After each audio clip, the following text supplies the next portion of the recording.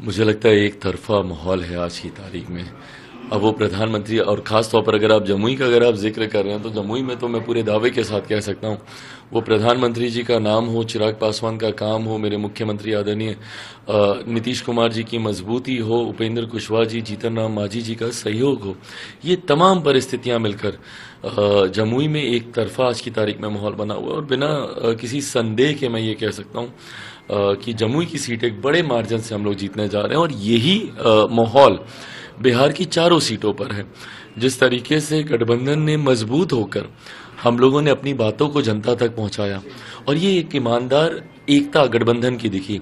आप देखिएगा India alliance ना के बराबर उनके नेता कहीं आए, सिविक राजद के नेताओं को छोड़ दें तो उसके अलावा कोई कांग्रेस का बड़ा नेता अभी तक, पहले चरण का प्रचार थम गया है, वोटिंग हो गई है, तो वोटिंग हो रही है, तो ऐसे में अभी तक कोई कांग्रेस का बड़ा नेता, वाम दलों का कोई नेता इस तरीके के कोई प्रचार में सक्रिय रूप से दिखे नहीं।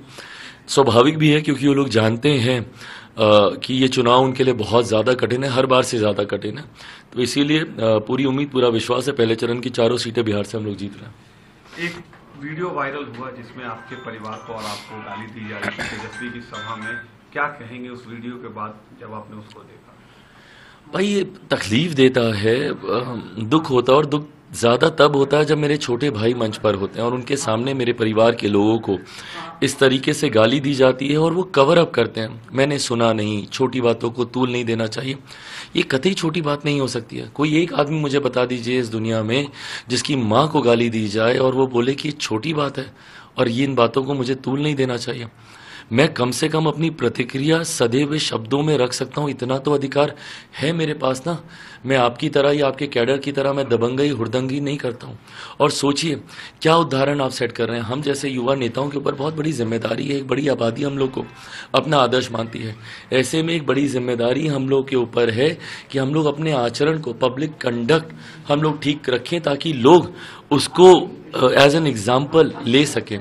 कल जिस व्यक्ति ने तेजस्वी यादव के सामने चिराग पासवान के परिवार को गाली दे दी, उसकी हिम्मत सोचिए कितनी बढ़ गई होगी। वो गांव में आम बिहारी महिलाओं के साथ वो क्या व्यवहार कर रहा होगा।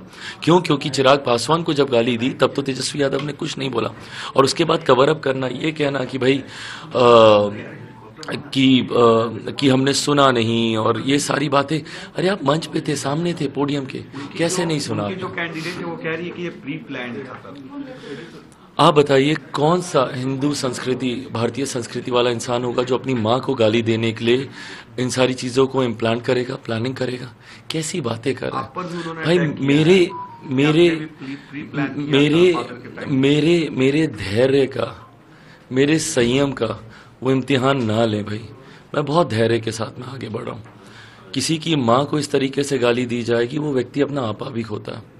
इस तरीके से मैं बहुत धैर्य, मैं बहुत संयम के साथ मैं इन सारी बातों को मैं रख रहा हूँ। आक्रोशित हूँ, गुस्सा है, और तेजस्वी से मुझे बहुत ज़्यादा दुख भी है कि आपके सामने मेरे लिए राबड़ी देवी जी मेरी माँ है, बात खत्म। मेरे सामने उनके बारे में कोई ऐसे शब्दों का इस्तेमाल करता, मीसा दी के बारे में, किसी के भी बारे में, या किसी भी आम बिहारी के बारे में, तो मैं मुंह तोड़ जवाब देता, मैं कड़ी आपत्ति दर्ज करता। पर इस तरीके से खामोश रहकर आप बढ़ावा दे रहे हैं लोग।